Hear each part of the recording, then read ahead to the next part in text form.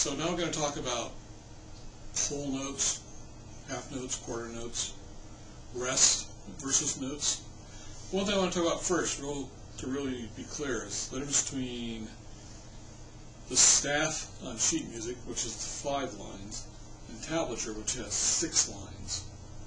Tablature, each line represents one of the strings, and you'll see that it tells you to put your finger down in a particular place on the string. So if you see the high E string 5, it means play the 5th fret on that high note. In sheet music, each one of those lines and spaces is a particular note. We're going to get into later on how to tell which note it is. But right now we're going to be talking about time. But it's important you keep the distinction.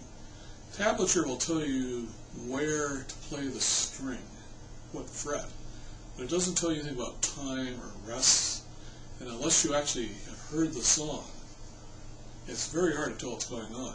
If you learn to read music with all of its time signatures, 5/4, 3/4, 4/4, its notes, its rests, once you learn to read that, you can pick up something from anywhere in the world, from now back to about the 400s, 500s, and you can read it because it's the same language worldwide through all those ages.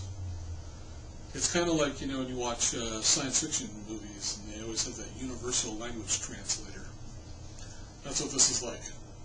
So you're going to be learning a new language. And it'll be frustrating. You've probably noticed that learning to play the guitar or any instrument has a level of frustration because you're constantly learning new things. But once you learn this, you'll be able to write your own music, tell other musicians how you want to play it. You can learn how to play music from all over the world, from different ages, and get a real feel. Like, I've played music from the 800s. Very different style of music than anything you hear nowadays. But let's start over. Let's start out with the time length. So there are notes and there are rests, just seen at the bottom of the page. A rest means don't play anything. When you see a note, it tells you to play a certain length. Now, for instance, this is a whole note. I'm going to do this in 4/4 just to make it easy. 1, 2, 3, 4. And you hear how the note kept ringing. 1, 2, 3, 4. Now, if you go 1, 2, 3, 4, that means the first note was actually only a quarter note because it only played 1 beat, and then there was 3 rests. So you go 1, 2, 3, 4, 1, 2, 3, 4. That's the difference. Now, half note takes up 2 of the beats. 1, 2, 3, 4. 1, 2, 3, 4. It's twice as fast as the whole note. Quarter note is twice as fast as the half note. 1, 2, 3, 4. 1, 2, 3, 4. Eighth note, twice as fast as the quarter note. 1 and 2 and 3 and 4 and 1 and 2 and 3 and 4.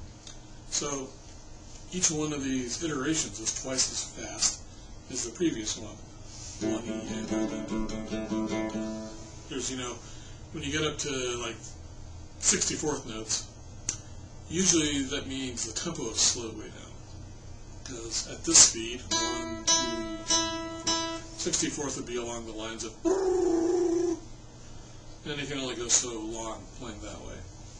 But you may bump into a situation where someone goes 1, 2, 3, 4, 1, 2, and they'll throw out this flurry of notes.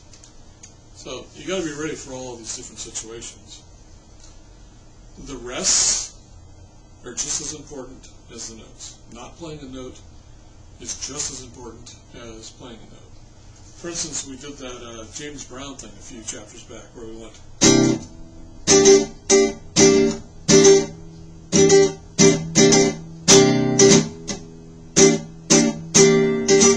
And it gives you that. Of course, he'd be having horns also, so it gives it this much more danceable sound. But if you're just going, or